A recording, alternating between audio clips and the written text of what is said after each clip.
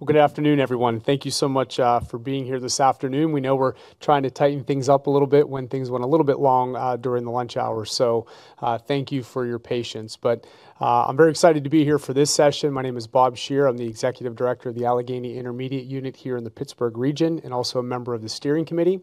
And a proud Pittsburgher my entire life. So really glad to see how our city has come together and created and developed and implemented events like this. And so for today's session, I think most of you by now know how this works, but there are QR codes to my right and to my left. If you utilize those for any questions that you may have during the session, feel free to share them in real time. And Dr. Nordenberg up here does have the iPad, and so when those questions come in, if they're able to do so, they'll be sure to address those. We also have some folks who will be online, which will be introduced in a moment, and so we'll try to navigate that as best we can. So without any further ado, though, this is on looking at developing a curriculum around hate. And I would like to introduce the moderator. And actually, not only is he the moderator, he is one of the two co-chairs for this entire event. So you've heard Laura Ellsworth's name quite a bit. You hear Mark Nordenberg's name quite a bit. This is Mark.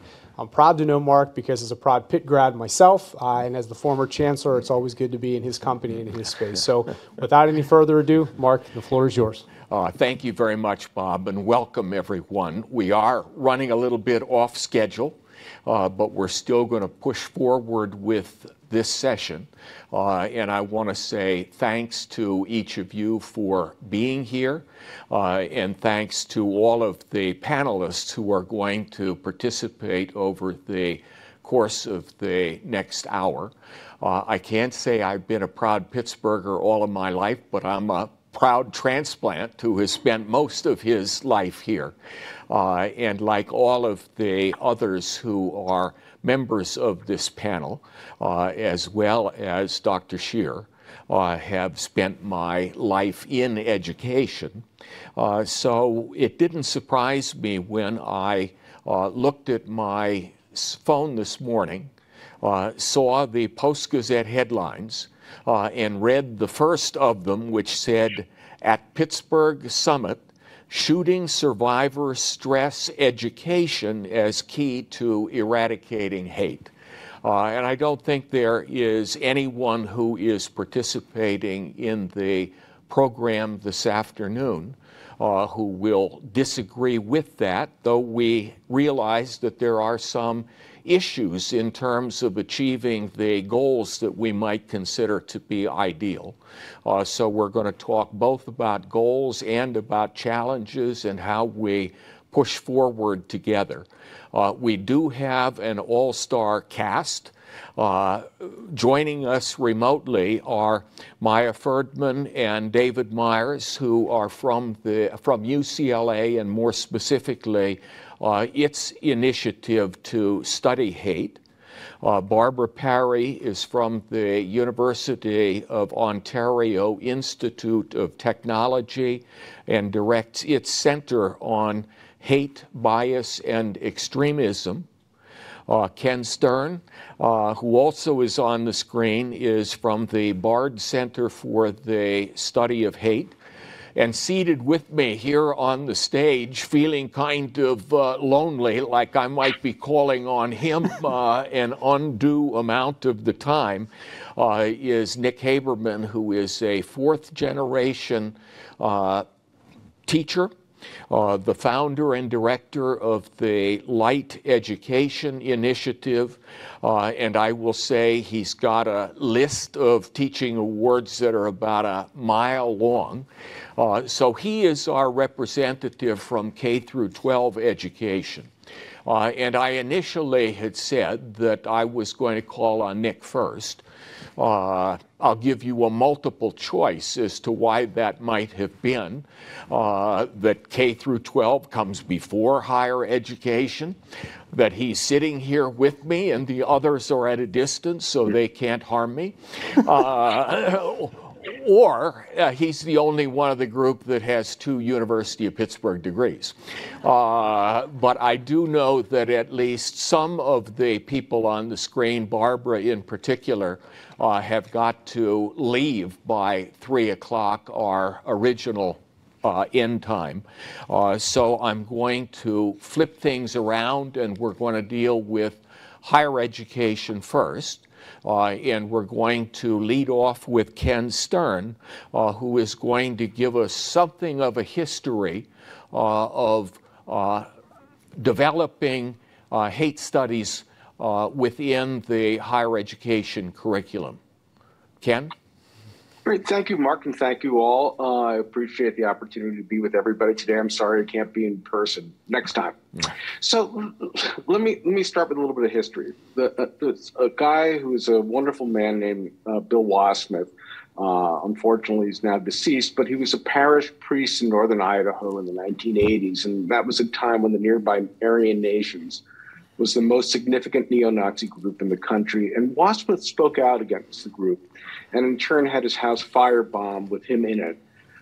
Fortunately, he wasn't hurt, but boy, was he really pissed off. And he left the priesthood and founded a regional coalition to confront white supremacy and other forms of hate. And like this summit, it pulled together the stakeholders, religious and ethnic leaders, law enforcement, labor, and others. I was the American Jewish Committee's anti-Semitism expert for 25 years and relished working with Bill and going to his conferences. And Bill and I both realized that while we and others were doing important work, none of it was being driven by academic theories. We were, in his words, operating by the seat of our pants. And then when some Black law school students at Gonzaga University in Spokane were threatened in 1996, and the school asked Bill what they should do, he and I pitched the idea of creating a center to pull together academics to focus on what we know about hate, what works and what doesn't, not only for NGOs like ours, but for other fields such as education. The idea was that hate is a part of the human condition, but we don't treat it in the academy like we do similar human problems. People get sick, so we have a field of medicine that's a combination of biology, physics, chemistry, and other disciplines to give us answers of what to do. And people need structures, so we have an interdisciplinary field of architecture that combines physics, math, art, and other fields. And the premise of hate studies is to create that larger framework. Hate studies is defined as, quote, inquiries into the human capacity to define and then dehumanize or demonize an other, and the processes which inform and give expression to or can curtail, control, or combat that capacity. Gonzaga's Hate Studies Shop is now over 20 years old. It publishes a journal of hate studies, which I encourage all of you to read. And if you have something to contribute, please do so. It also has an international hate studies conference every 2 years. The next one is April 2023, and I hope some of you can attend. Bard Center opened in 2018, and the first step was months of talking to individual faculty who quickly became invested in the program. They asked for text study, and it helped their teaching to see hate in a broader interdisciplinary frame. Frankly, I also think it helped to give them free food and wine when discussing hate, but that's a different story. Bard, as far as I know, is the first college to have an official hate studies initiative in its course list, including classes that need not be hate-centric, but that sufficiently intersect the definition. And this is a direct result of the text studies. There are courses in disciplines you'd suspect, psychology and history, for instance, but also in the arts and economics, law, human rights, literature, and so much more. We also maintain an online database of hate studies syllabi from around the globe. And these are courses that are hate-centric, and it's a great resource. So if you have a class you'd like to have included, I'd be thankful. And please feel free to email me. My email is kstern@bard.edu. And the others who are using the database will no doubt appreciate it too. We also have programs that are designed for students. One helps fund student senior projects focused on hate, and the other sends students summer internships in NGOs, non-governmental organizations focused on hate, or some aspect of it. And the students have to do an analysis of how that NGO understands hate and the scholarship, if any, it relies on. That gets the NGOs to think about why they do what they do, and the students a way to supplement what they're learning in class with real-life experiences. We also have programs for both students and faculty, including those at Bard and the other Open Society University Network schools here and around the globe, and for the general public, including a webinar series, which we then put on YouTube. For instance, of the 27 to date, there's one from genocide scholar Jim Waller in November, let me repeat, November 2020, right after the election, about the potential for violence in the aftermath of the election, and one from brain scientist Robert Sapolsky on hate in the brain, which has had over 119,000 views. And that, by the way, is more views than Bard has had students since its founding in the 1860s. We also encourage and help support faculty research on hate. If you go to our website, you'll see two publications, one by a political scientist. He looks at hate in the U.S. geographically, ranking, quote, the state of hate, not only by hate crimes, but also factoring things like anti-LGBTQ laws and other laws affecting hate. It's a new way about thinking about the impact of being in one place or another, and not surprisingly, it's better to be in New York than Idaho. Pennsylvania, by the way, is number 17. Another publication is a Nuts and Bolts Community Guide for Action Against Hate, co-published with the Western States Center and the Montana Human Rights Network. Too often an incident happens in a community and people get worked up, but don't know what to do, and then time moves on and the impetus to focus on the hate fades. And this is a detailed guide about how to build a group, sustain it over time, work with journalists and politicians and, of course, academics. And it also has a detailed list of scenarios for action plans, well thought out with do's and don'ts. In the next few months, we'll have a publication on the economic cost of hate crime written by a Bard economist. We reject hate for reasons of morality or empathy, but what does hate actually cost us? If there's a problem, whether potholes or smoking or anything else, it helps to quantify the cost. And this is a first step with the idea that if people know how much money hate takes out of our pockets, they'll be more concerned about addressing it. We're also working with a publisher to have, and hope to have in 2024, a book written largely by hate study scholars focused on how NGOs should understand and address hate. I've asked the contributors the following question: knowing what you know, if you were running an NGO focused on hate, what would you do, what wouldn't you do, and why? And for instance, it'll include a chapter from two scholars, actually that Barbara connected me with, in Europe, who have studied hate crimes for years, but realized the conversation was mostly between scholars and not focused on means to translate that knowledge to work with actual law enforcement. And they set out to do just that. So the book will not only be a guide for NGOs, but for the rest of us, including governments and philanthropists. We plan to build a program around the book to work with NGO boards and others. And our hope is that our ability to fight hate will be more targeted and theory-driven. We're also working with the business school at Boston University on a project. There's a lot of discussion on how social media companies should handle hate, but we want to look at that question from the other direction. How can we better use this new tool in anti-hate work? And we're creating a business plan for a website conceived as a clearinghouse for understanding hate. Social media companies will be able to point to it when someone is victimized by a hate crime and wants to know what to do or where to get support. And anyone who wants to know more about any aspect of hate will find resources and connections there. The information is largely online already, just not harnessed in this usable way. And finally, what I expect Nick's presentation to be, I wanted to mention a project we haven't yet put forward, but it's an illustration of what hate might be able to do. There's an old study in social psychology called Robber's Cave, a study that involves sending two groups of kids from very similar backgrounds to a summer camp in Oklahoma. Each didn't know the other existed, but once each bonded separately as a unit and then were given evidence of the other group's existence in a competitive environment, they not only had animosity towards each other, but acted on it. In the end, however, they had to cooperate to fix the camp's drinking water supply, and that superordinate goal, or perhaps the creation of a larger group identity, helped produce the hate. I've long wondered, what if we took young people from different backgrounds, say as they were finishing high school, and sent them on a common public service mission? How about a Latinx person from Texas and a Jewish person from New York and a Black student from LA, and sent them together to work for an organization that builds homes for American Indian folk in South Dakota, for example? There are lots of ways to mix and match such groups, but the idea of bringing people together from different groups that might not have met each other before and have them interact with each other and form a new group identity, have them together help someone else and create new and negotiated collective memories drawn on their own communal memories might, and I stress might, make them less likely to be drawn into the us versus them thinking that threatens our democracy. This might be worth a pilot project and a study, and if it bears out, a program. This is a short illustration of what harnessing and growing hate studies might accomplish. There's plenty of work to be done. And if you're in a university program or community and want to brainstorm, that's part of what we're here for. And I invite you to reach out to me. Thank you. Thank you very much, Ken. And particularly in higher education, if you want to move forward with some plan of study, whether it is developing a formal major or something further down the spectrum, two of the things you need are student interest and faculty support.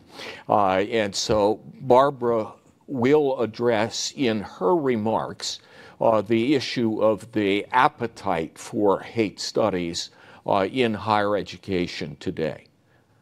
Barbara? Hey, thank you, and thanks for setting the stage there, Ken. I think it's I think we've all gone on similar journeys to bring us where we are. Like you, we're a new kid on the block. Our center was also established in 2018, primarily as a research center, although we have evolved into, given what's happened in the past, in the intervening years, become sort of one of the go-tos for all kinds of training and education around hate, and especially around right-wing extremism right now. I think one of the interesting things that I've come across, and we're a very unique institution in the Canadian context. We are very much sort of tech engineering heavy. Our social science faculty is very small, and we have only 5 programs. So it's not a traditional liberal arts institution. And our programs are pretty much self-contained because there are so few, other kinds of social science humanities courses that students can take. But I think we've done a good job in this space. I should preface that by saying that we're really founded, the faculty as a whole really takes a social justice orientation to the issues that we address, whether that's in communication, in legal studies, or in criminology, which is the program I'm most involved with. What's been interesting is that we have some courses, and I'll talk about those in a moment, that already embed some of these questions. But I think in part because of the visibility of the center and because of my visibility and that of a couple of my other colleagues working in the space, we've become, as I said, sort of the go-to for media reporting around these issues as well. We have a very high profile, and our university quite likes that. And so we get a lot of support for the work we do in many respects. And in fact, because I've been so focused on research, I hadn't really been thinking much about the curricular development. But my dean came to me and said, let's start thinking about how we can develop programs for our students that also reflect the work that's being done here. So this is very recent, this conversation. So what's interesting here is that we seem to have an appetite from administration. So we've begun conversations about, is a minor viable approach? We know a major isn't viable at this point. Is a minor viable? Is a specialization? Is a grad certificate in the area a viable way to go? So early days, and I think what I'm sort of focusing on is something like a grad certificate, which will then bring additional students in. What is less clear is the appetite on the part of students for this curricula, especially again in a program or a university like ours, which is very unique. Last summer we offered, it was sort of a hybrid academy, which would have brought stakeholders, policymakers together for a 1-week period of time with a slate of incredible international scholars in this field. But that would have been embedded in, I think it was a 7-week course for graduate students. We had 1 grad student register. We had a few that registered for the practitioner component because it was going to be cheaper for them to do that than to do the whole course. So, and that was promoted internationally. So it's not just that it was our students who weren't sort of running for the gates, but in fact, didn't get an uptake generally. So I think that's something that we need to explore a little bit more. So the ways that I'm thinking about hate crime throughout the curriculum, I would say across the curriculum. We talk about writing across the curriculum. I'm talking about hate across the curriculum in some respects. So we do embed these conversations in some of the existing courses, especially in our CRIM program. We have a social justice, criminal justice course where we talk, many of us, we'll have a conversation about hate crime. We have courses on gender injustice or race injustice in which these conversations are at the forefront. But we also have, and this is from the get-go, we've had courses in we have a hate crime course on the books. If I'm not teaching it, sadly, it doesn't get offered because there's very little expertise in that area in the Canadian context. We also have a course on terrorism, and when I teach that, there's a heavy focus on right-wing extremism in particular, but ways that hate informs terrorism broadly. So we have those very explicit subject level courses.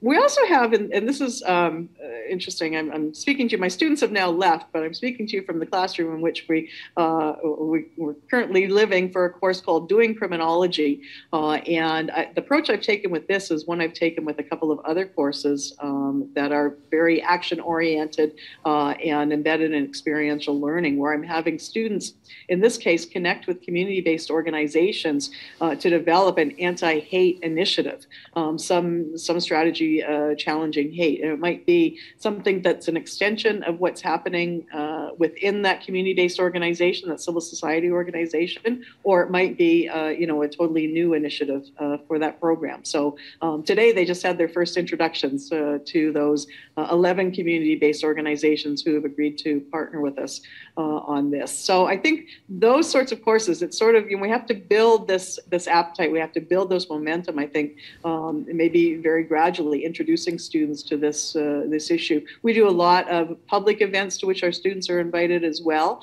and the hope is that also engages their interests. So I think that if we can start with courses that we already have on the books and develop the interest around that and build sort of baby steps.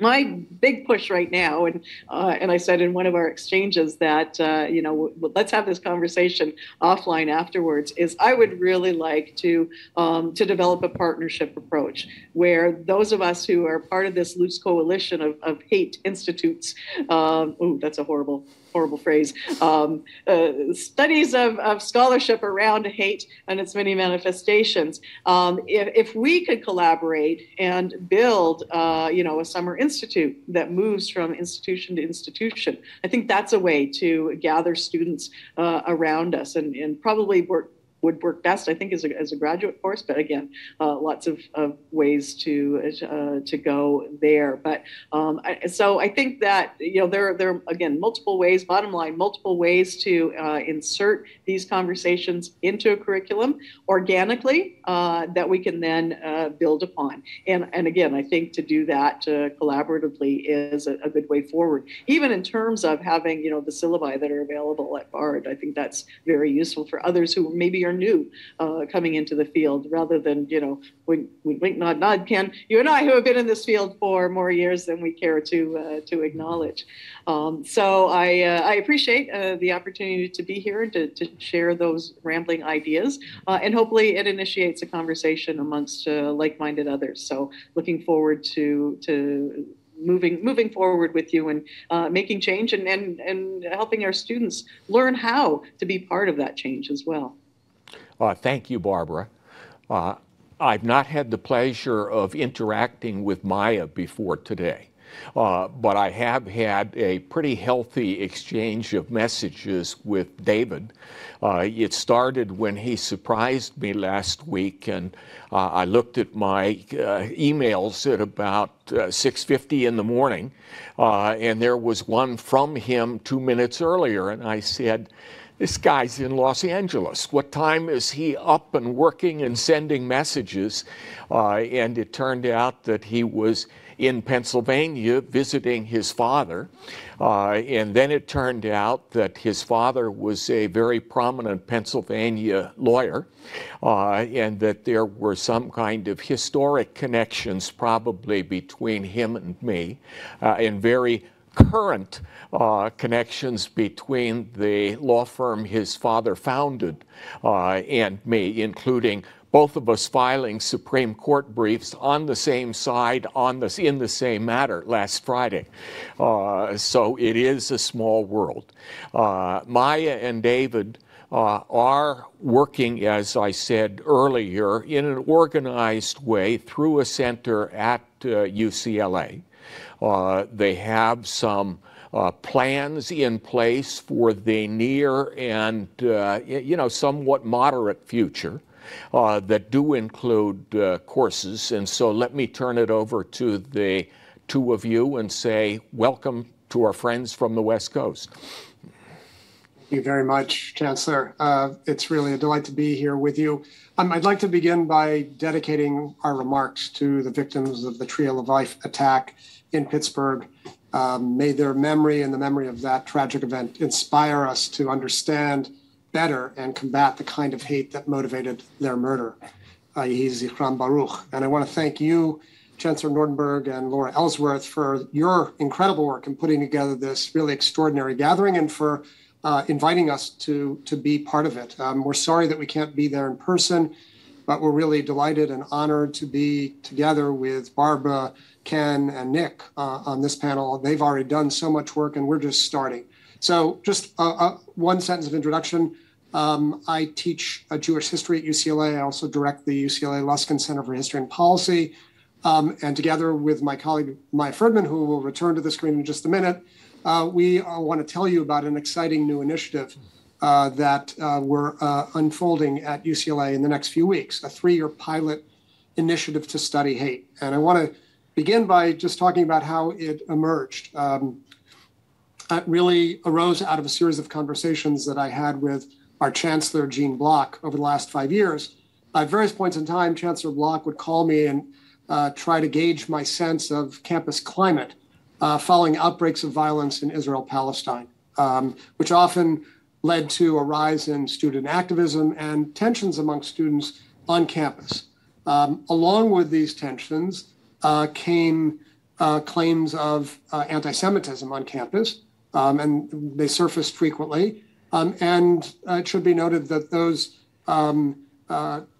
claims of anti-Semitism happened to coincide with a dramatic rise in the number of anti-Semitic incidents reported since 2015. And we wanted to understand better what was going on. And the Chancellor would ask, what do you think we should do? And we together said what we do at our university is we study and research things. And so we thought of a program devoted to studying anti-Semitism initially, but then remembered that at this very period in time, Islamophobia was experiencing a significant rise in the number of reported incidents in this country. And when we thought of those two, we immediately thought about anti-Black racism, which has been such a persistent toxin in American society. And then again, anti-Asian racism. And there really was no end to the number of, the unfortunate number of instances and groups that could be included in such a study. And it's really at that point that we experienced what I think of as a leap of imagination. When we said, really as part of this conversation with the Chancellor, what if we marshaled the resources of UCLA to study group-based hatred? How does it take rise? How is it transmitted from generation to generation? And as we thought of that, we immediately were reminded of very promising developments in the cognitive sciences and thought that our study should also consider the phenomenon of hate as it takes rise in individuals. Could we understand better through brain science the emergence and growth of hate? So after we crystallized this idea, we began to talk about it with people beyond our own limited circles. And shortly thereafter, in early September 2021, we received a grant for a 3-year pilot program. And we spent the first year from September 21 to September 22 really laying the ground for the launch. So in the fall of 2021, we assembled a group of interested faculty who could serve as a faculty advisory committee, as well as a group of extramural partners, people engaged in combating hate, to help us frame the kinds of research questions that we wanted to pose. These groups met on a quarterly basis. And then in the spring of 2021, we introduced a pair of activities intended really to increase our knowledge and sophistication about the phenomenon of hate. And I should say that all along, we understood that we were far from the only people engaged in this work. And we have a tremendous amount of appreciation for those who've been engaged in the field of hate studies for the last several decades, and really look forward to working with them. The first initiative that we undertook in the spring of 2021 was a reading group intended to familiarize ourselves with the work of people who have been really pioneering the field of hate studies, including what for us is a kind of famous article, Dr. Zecchi's 2008 study on neural correlates of hate, particularly in light of our interest in hate and the brain. And the second thing we did is we introduced a pair of symposia devoted to the basic question, what is hate? Which brought together historians, sociologists, psychologists, legal scholars, in order to gain greater definitional and conceptual clarity about what it is that we were doing. And I should say that one of the most trenchant insights that emerged out of these discussions was a kind of admonition against conflating hate and a series of related but distinct phenomena like bias, prejudice, discrimination, and structural inequity or inequality, which bear strong resemblances, may be informed by, but aren't necessarily equivalent to hate itself. So informed by these insights, we then put out a call for a major research undertaking that would draw on UCLA researchers. And we're confining our first year to UCLA researchers, but hope and expect that we'll begin to build partnerships with other researchers beyond our campus walls thereafter, with an idea of commencing a research undertaking in 2022. Maya will talk about what that rollout looks like, what the research initiative actually is, what form it's going to take. But I do want to conclude with an underlying rationale for our undertaking. And I'm sure it's very familiar to all of you, so I'm offering no novelty or innovation in saying this. But we're sometimes asked by skeptics, what are you going to do? Are you going to solve hate? And our response is, we're going to try. We're going to join our colleagues on this panel and elsewhere around the country and the world to try to understand and mitigate hate as a toxic force in society. And we really feel that's not a luxury for us. It's an obligation. It's an obligation for a great public university such as UCLA to ask big questions that matter and bring together outstanding cross-disciplinary scholars who can address them in collaborative fashion. That's our plan. We have 3 years to see what insights we can generate. We look forward to working with our colleagues on the panel and many others who are at the summit. And I'll now leave it to Maya to describe our first operational year of the initiative. Thank you, David. And welcome, Maya. Thank you so much. And thank you for having me. Thanks, David. So my name is Maya Ferdman. I am the Assistant Director at the Luskin Center for History and Policy for about 1 more week before I turn my attention to this initiative more fully. And I will be helping get it off the ground. And so to David's point, we just launched our new research teams in response to the call for proposals that we set out in the fall quarter or in the spring quarter. We received dozens of incredible proposals from across the campus, which suggests to us that we have an incredible amount of interest amongst the faculty and the graduate student researchers that we have all across the campus in studying this important question. We have landed on 23 research teams that come from 18 different disciplines across campus. We have folks from the School of Education, from the Law School, from the School of Medicine, from the School of Public Policy, from the Social Sciences. We have math students who are all coming from their different standpoints to ask this question of what is hate, what forms does it take, and what can we do to mitigate it? Just to give you a little bit of texture of the types of projects that we are funding with the initiative. We have one from the team, a team in the School of Education, including the dean of the school, that's analyzing the effects of online hate speech on children. We have another that's understanding the nature of hate directed at people experiencing homelessness in Los Angeles. both their experience of hatred and the nature of that hatred. Where does it come from? How does it manifest? We have neuroscientists, a team of neuroscientists examining hate formation in the brain, comparing neurotypical individuals with individuals who have frontotemporal dementia. So we have just an incredible range. I could go on quite a bit, but I want to highlight one important feature of the initiative that I think will hopefully make the whole even greater than the sum of its parts, which is a monthly seminar that our research teams will be participating in which we will really emphasize the importance of collaboration and cross-pollination between these projects. We know in academia that siloing is common and often where the current goes. And so we want to go against that current and really encourage, to the extent possible, the extensive opportunities for our researchers to meet each other, to get to know each other, to understand and learn from each other's methods and approaches.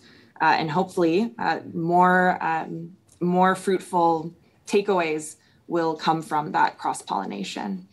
And finally, I just want to highlight one more piece of the initiative as it's forming. And this is one that will continue to form in partnership with other organizations, which is the engagement of our partners in the community, practitioners. And I think that they've been mentioned by Ken and by Barbara, different ways of engaging with nonprofits and with government partners who are really on the front lines of fighting hatred. We hope to continue engaging with them to not only understand what research questions would be useful to them in their work, but how can we turn the research lens onto the practice of anti-hate and actually in our later years evaluate and hope to give insight that research can lend into the practitioner sphere. So we hope and we look forward to some practical takeaways from the research that we put forward.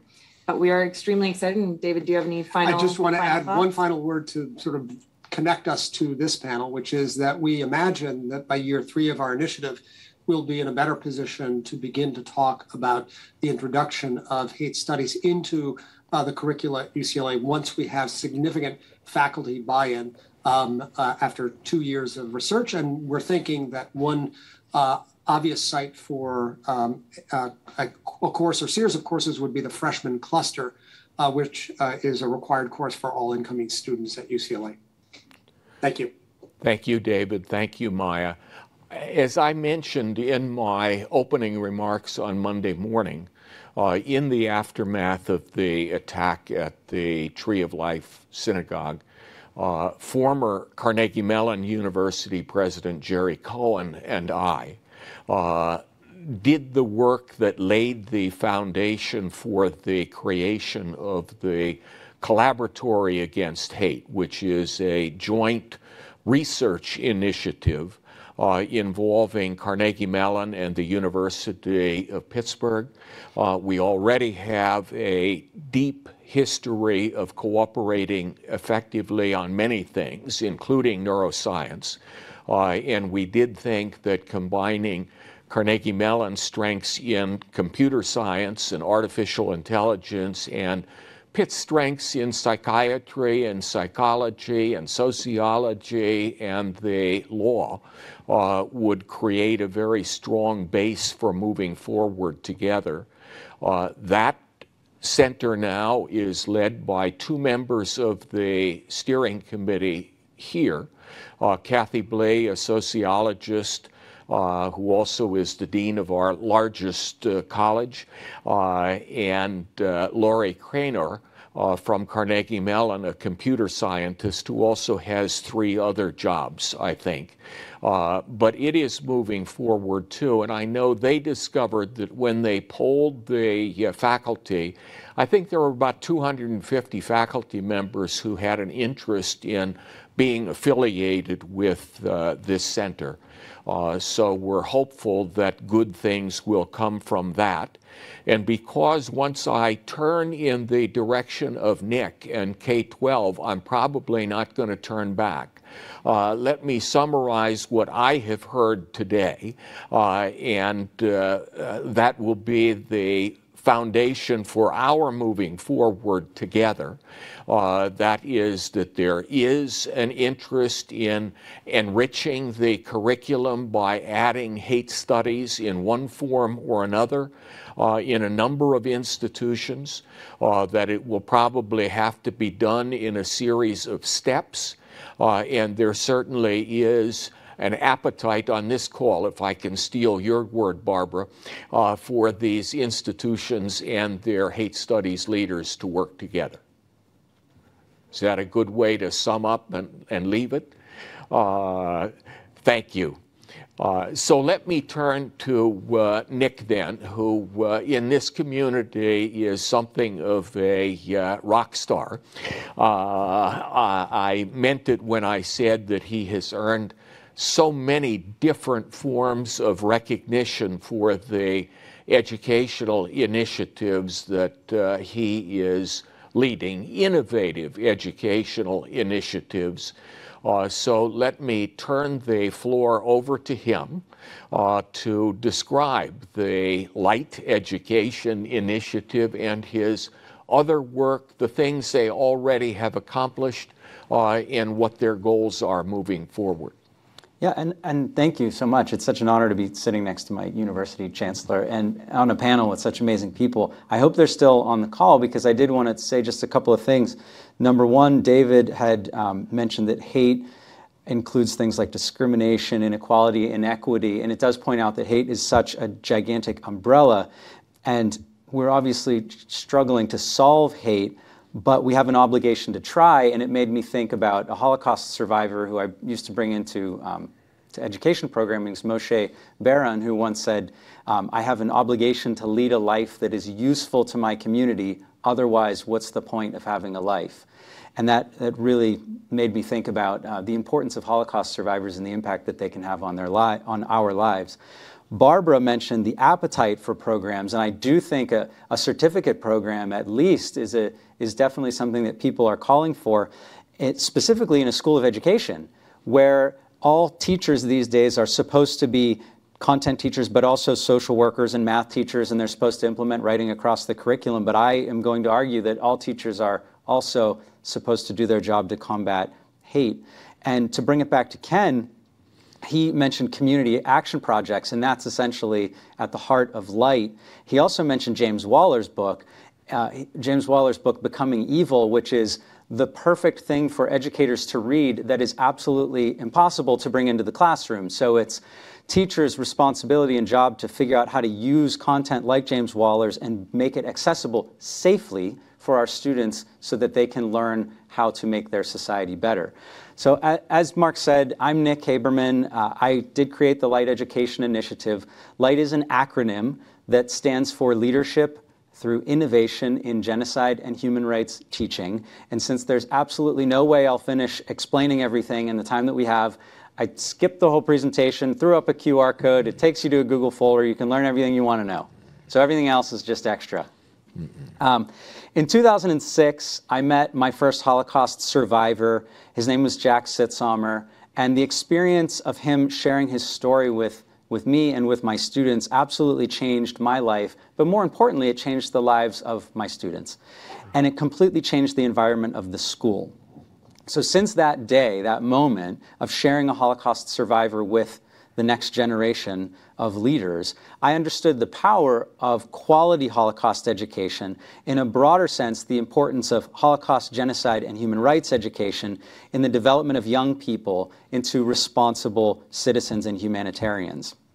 So I have had the bonus here of going very late in the conference, which means I've had time to listen and reflect and adapt. And I have some takeaways from the perspective of a teacher about this conference and about my program. Number one, education has been at the heart of nearly every solution that has been proposed or suggested here. Number two, it's just so much more clear that it's much easier to teach a child to love than it is to teach a child not to hate. And that's, to me, where the focus needs to be. Number three, if adolescents are indeed more susceptible to extremist indoctrination, our most successful interventions will occur before adolescence in grades pre-K through 6 and continue through adolescence. Next, this is a quote from Dimitrios Pavlonis of Civics. He said, "Teachers are democracy's strongest line of defense." Michael Colorisi from Pitt said, "We have to do this community by community." Todd Helmus from RAND said, "We must incentivize more actors to get into this space."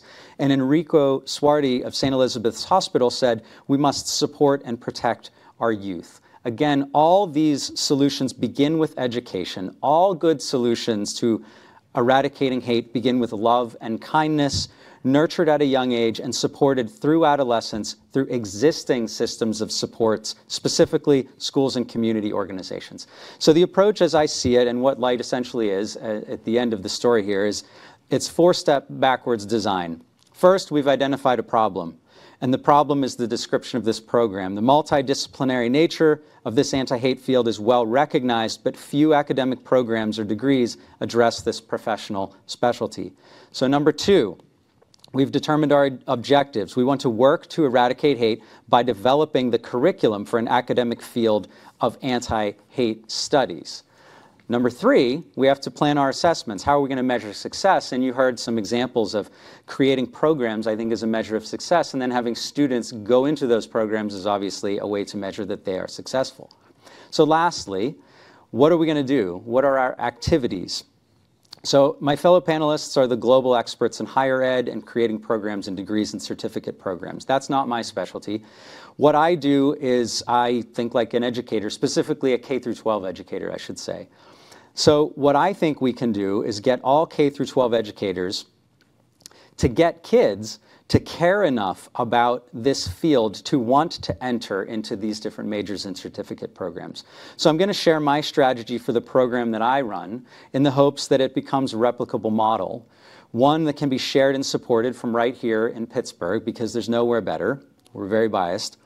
I see no reason why the program that I created couldn't be implemented in any school in the country like STEM, under the umbrella of Holocaust and human rights centers and museums and or universities as the distribution hubs, because every child has access to those things.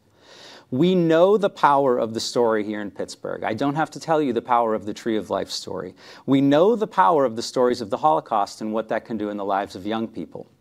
We know the powers of the stories of any traditionally marginalized group or victim of identity-based violence or discrimination. And we have some of the best storytellers in the world working in our community right now. Patrice, if you've not met her, is a perfect example. So my program and my calling is to use these stories to inspire children. That's the first piece, to inspire.